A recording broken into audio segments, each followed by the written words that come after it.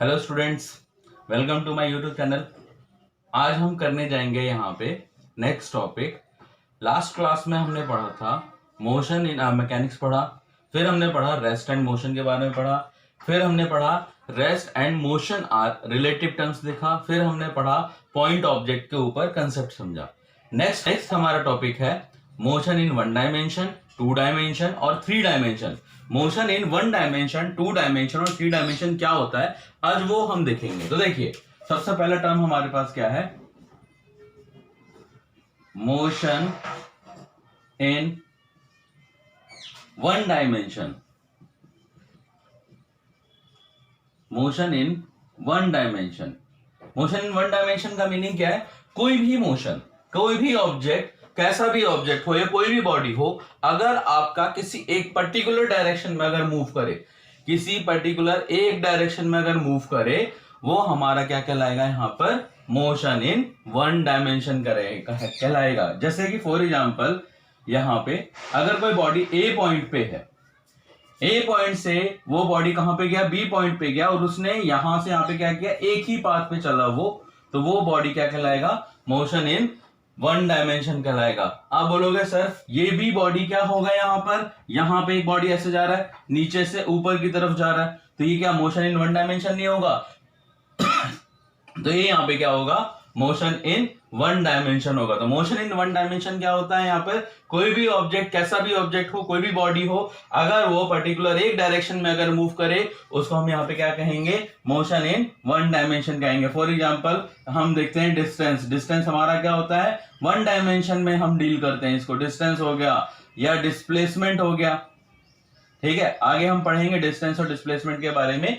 Distance हो गया, displacement हो गया, हमारा ये क्या होता है? वन डायमेंशन मोशन होता है। चाहे ये बॉडी, कोई भी बॉडी, चाहे ये आप हो, चाहे ये बॉडी एक्स एक्सिस में चला जाए, चाहे यह बॉडी किस में चला जाए? वाई एक्सिस में चला जाए, चाहे यह बॉडी किस में आ जाए? जेड एक्सिस में आ जाए। कोई भी बॉडी किसी भी एक्सिस में जाए, लेकिन वो एक्सिस क्या होना चाहिए? सिर्फ एक एक्सिस होना चाहिए उसके लिए। वो बॉडी मेरा क्या कहलाता है? मोशन इन वन डायमेंशन कहलाता है। चलिए आइए हम इसके डेफिनेशन की तरफ देखते हैं। The motion of an object is said to be one dimension if and only if of the three coordinate specifying the position of object change with time. इसमें क्या बताया गया है मोशन इन डायमेंशन वन डायमेंशन में कि कोई भी object, if and only if का मीनिंग क्या? कोई भी किसी भी एक्सिस पे, पर्टिकुलर किसी एक एक्सिस पे बॉडी अगर अपना पोजीशन टाइम के रिस्पेक्ट में अगर चेंज कर रहा है यहाँ पर, तो वो बॉडी किसके अंदर है? मोशन इन वन डायमेंशन के अंदर है। जनरली हम मोशन इन वन डायमेंशन को रेक्टिलिनियर मोशन और लीनियर मोशन भी कहते हैं। क्या कहते हैं? रेक्टिलिनियर मोशन और लीनियर मोशन भी कहते हैं। अब देखिए, अब यहां पर हमारा जैसे फॉर एग्जांपल रेक्टिलिनियर या लीनियर मोशन का एग्जांपल देखिए। कोई भी ट्रेन अगर स्ट्रेट अगर मूव कर रहा है, तो हमारे पास क्या कहलाएगा? वो ट्रेन क्या कहलाएगा? Train is moving in one dimension. कोई हाई स्पीड कार अगर एक ट्रैक पे ही चल रहा है आपके पास, तो वो हम क्या कहेंगे? उसको high speed car is moving on a particular axis. तो यहाँ पे मान के चल लीजिए कोई एक, हम यहाँ पे तीन कोऑर्डिनेट्स बनाते हैं, एक्स, वाई और जेड। कोई बॉडी यहां से चलना स्टार्ट, तीन पर्सन है यहाँ पर, यहां से चलना शुरू करते हैं। एक पर्सन, फर्स्ट पर्सन कहां जा रहा है आपका? इस डायरेक्शन में जा रहा है। अगर सेकंड पर्सन कहां जा रहा है आपका? यहां जा रहा है। और थर्ड पर्सन कहां आ रहा है आपका? यहां आ रहा है। हम क्या कहेंगे कि देखिए, फर्स्ट पर्सन का जो मोशन है सिर्फ और सिर्फ क्या है? एक एक्सिस में है, वो क्या है आपका? एक्स एक्सिस पे।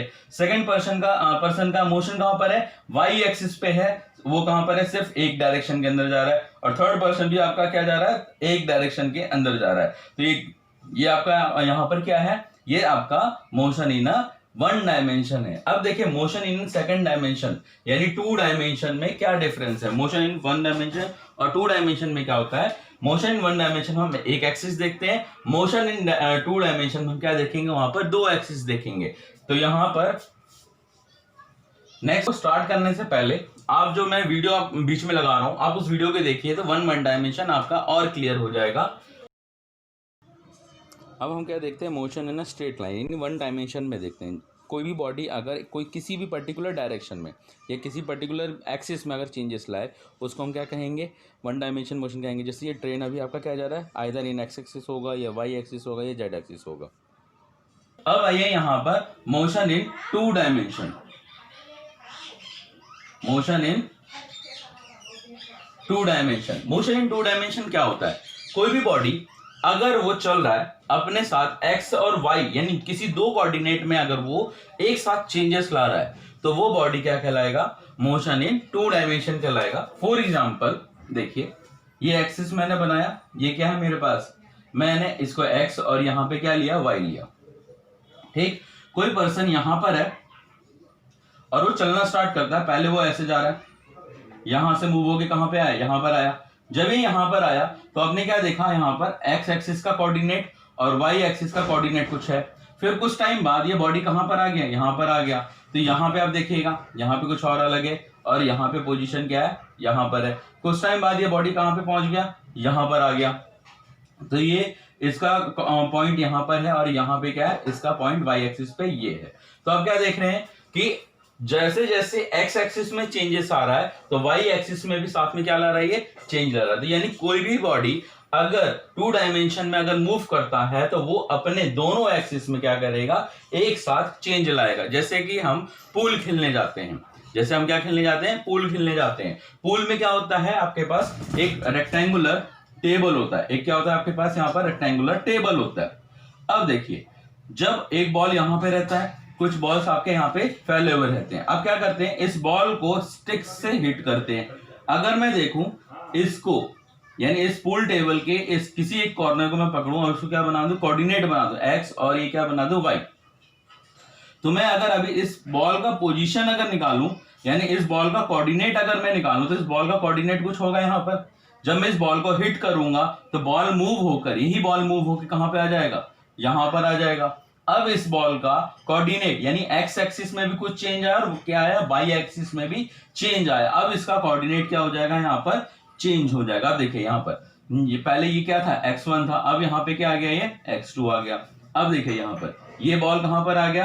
अब ये पहले ये y1 में था, अब कहां पे आ गया? ये आपका y2 में आ गया। तो बॉल क्या हुआ? आपका पूल का जो बॉल है वो क्या हुआ? अपना कोऑर्डिनेट अगर चेंज करता है, अपना पोजीशन अगर चेंज करता है, तो वो बॉल आपका एक्स एक्सिस में भी चेंज देगा, साथ साथ में कहां देगा? वो वाई एक्सिस में भी चेंज लाके देगा। तो मोशन इन टू डायमेंशन क्या कहता है? कोई भी बॉडी अगर मूव हो रहा है और साथ साथ में एक्स और वाई कोऑर्डिनेट में अगर अपना चेंजेस अगर दिखा दे तो वो बॉडी क्या कहलाता है आपका? यहाँ पर मोशन इन टू डायमेंशन कहलाता है। चलिए अब आप देखते हैं इसका डेफिनेशन क्या होता है। और इसका एग्जांपल है आपका पूल। जैसे हम पूल खेलते हैं तो ये हमारा क्या है? टू डायमेंशन बॉडी है।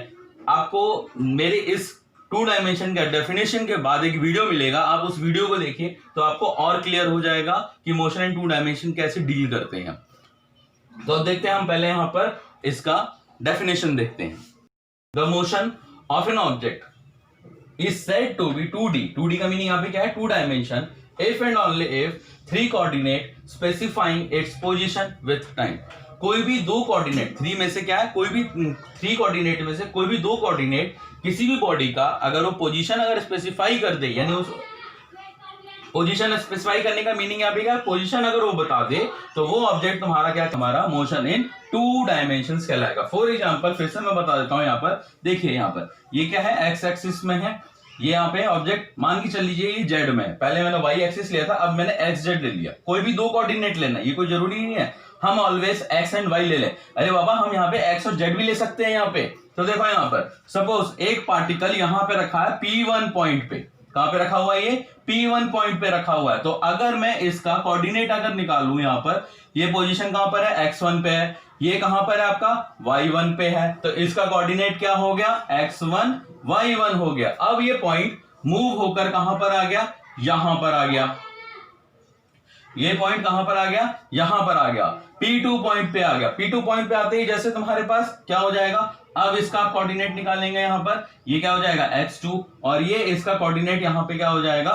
y2। तो इसका कोऑर्डिनेट क्या निकल कर आया? x2 और y2। पहले इसका पॉइंट कहां था? x1 यहां पे था, P1 पे था, कहां पे आ गया?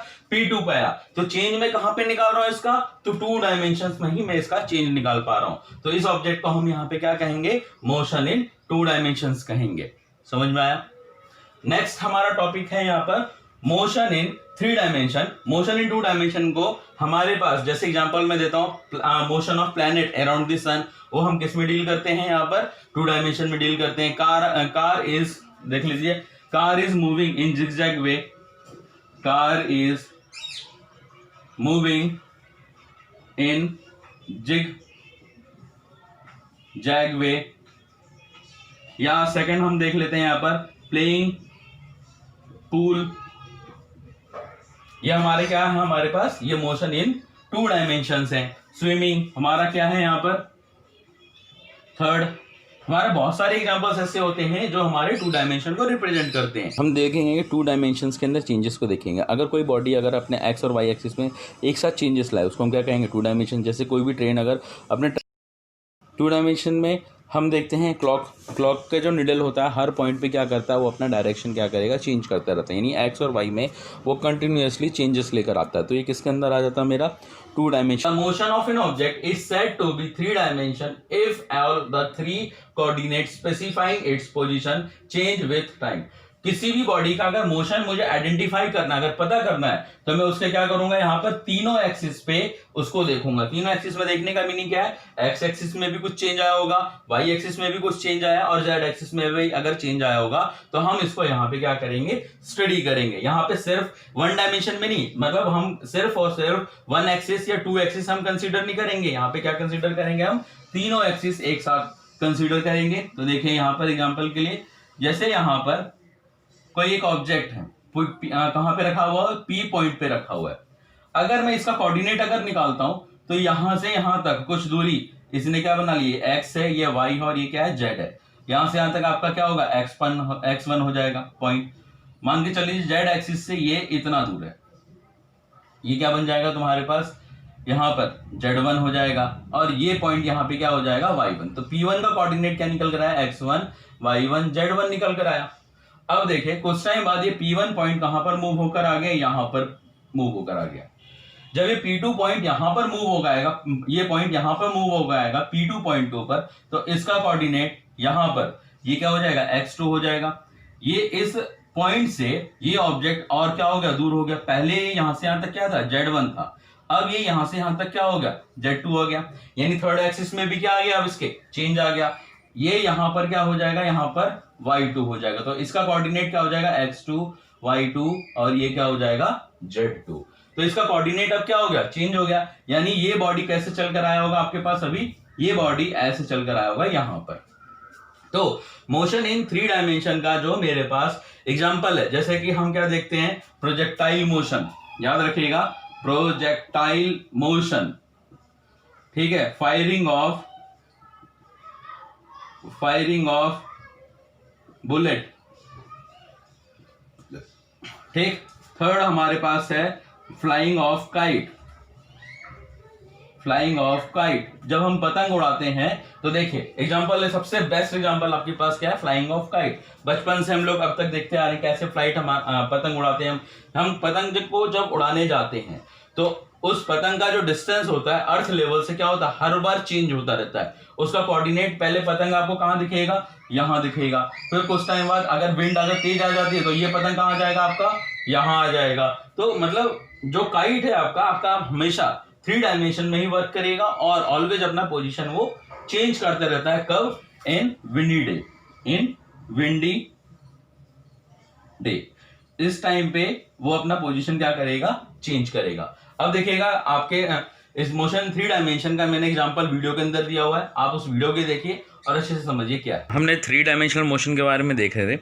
3 डायमेंशनल मोशन में हमने क्या देखा कि जो कोऑर्डिनेट्स होते हैं हमारे पास, कोई भी ऑब्जेक्ट है, वो ऑब्जेक्ट अपना क्या करे, तीनों एक्सिस पे अपना पॉइंट कोऑर्डिनेट्स क्या करे, चेंज करते रहे। फिर से करना पड़ेगा। आइए हम 3 डायमेंशंस के बारे में देखते हैं, वीडियो देखते हैं इसके ऊपर।